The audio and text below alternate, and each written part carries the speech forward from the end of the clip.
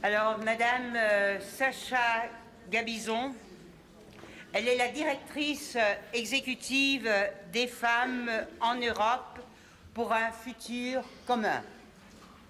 Elle travaille aux Pays-Bas, en Allemagne et en France.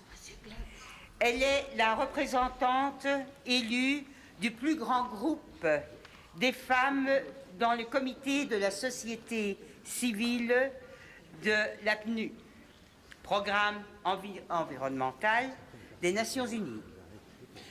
Comme directrice exécutive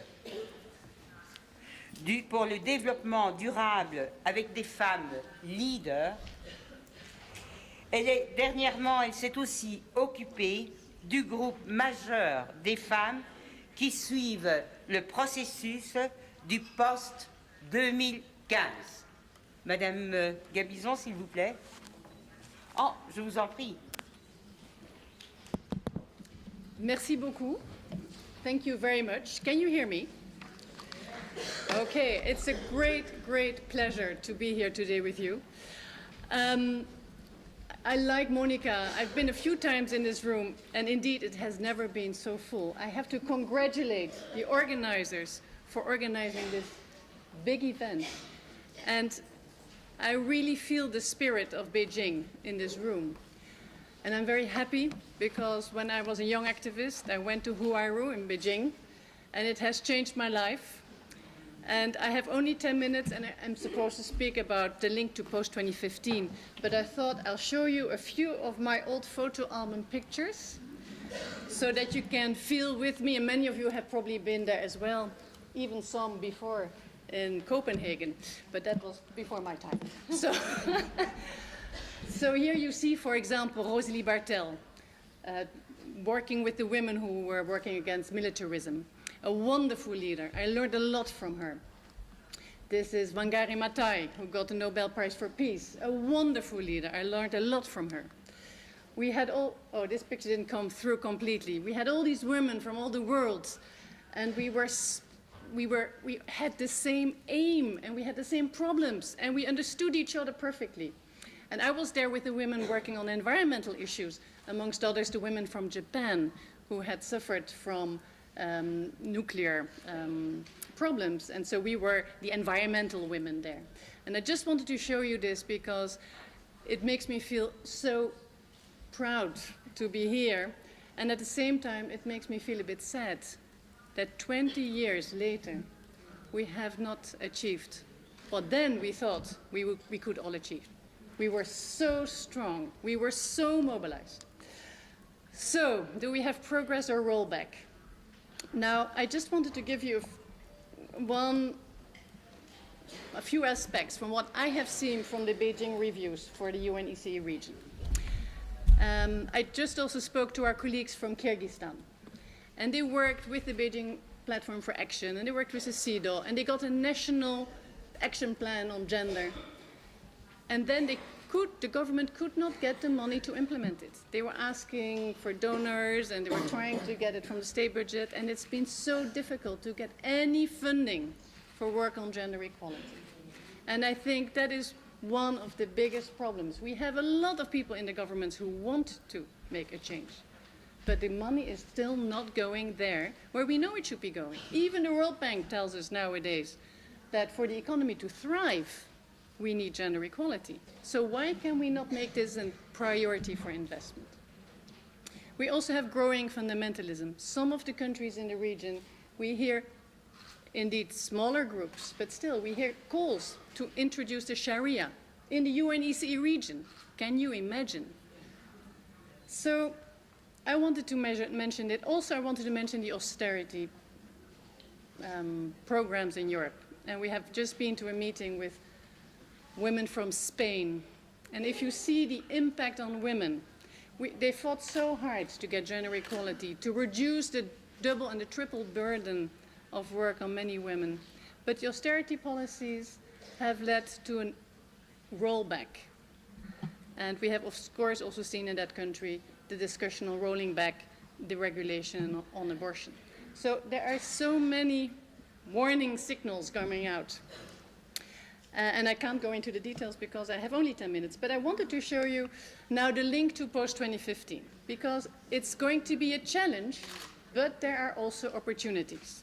And you will be discussing this in the coming 3 days. And after me, Dr. Selma Akuner will speak also from Turkey, and she will be able to link further to this, and we can take this into all the working groups.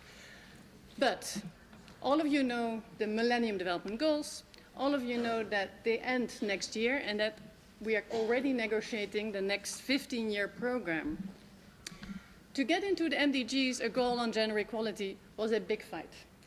We have been working the last 18 months with many of you who are in the room, I've seen many of you, on the negotiations on this next post-2015 Sustainable Development Agenda. And also there it has been very difficult. Some countries don't want to use even the word gender equality. But in July this year, a first set of goals, the Sustainable Development Goals, which should become the basis for the post-2015 goals, were agreed. And in that we have a quite strong goal, number 5, on gender equality and women's empowerment. So that's a good achievement. It took a lot of effort. The next steps, hopefully the negotiations will focus on accountability, monitoring and means of implementation, including funding to implement the agenda. So when you look at a few of the targets under the proposed goal number 5 on gender equality, we have a change from the MDGs. The MDGs talked about halving the number of people living in poverty. That was not a human rights-based goal in our sense.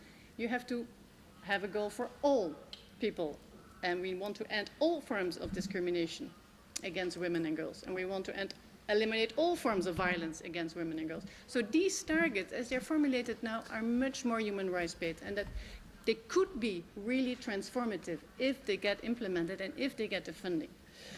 It was a big struggle to even get mention of eliminating all harmful practices, such as female genital mutilation or early and forced marriage. But they are in there at the moment. We even got a target, and this is the first time, on unpaid care and domestic work. I'll come to that later. And on full and effective participation and equal opportunities also in policy making. And there was a big, big, big discussion on sexual and reproductive health and reproductive rights. We had been fighting to get the full sexual and reproductive rights in the text. We did not succeed as a women's movement, and many of the governments who tried to support this. So we have language which is not as good as we want it to be. And we almost lost reference to women's rights to land and inheritance and finance. And it was brought in at the last moment through a target on means of implementation.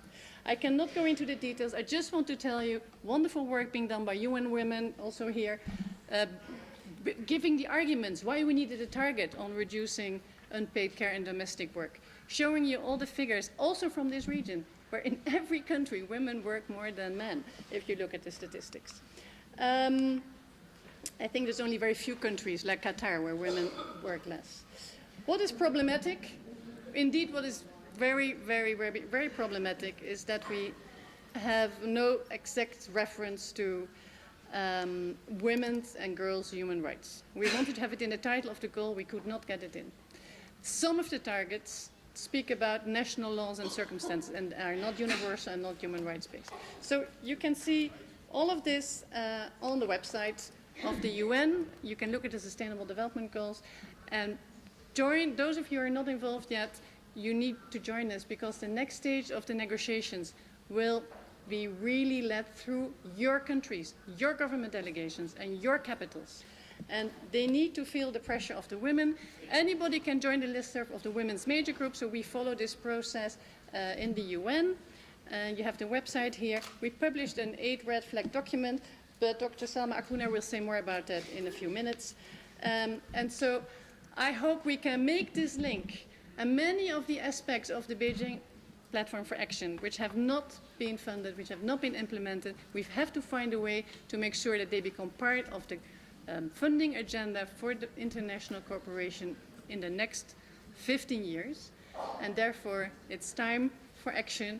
Keep up the pressure, keep up the good work. Let's be the strongest movement and be united all around the world. And I thank you so much for your attention.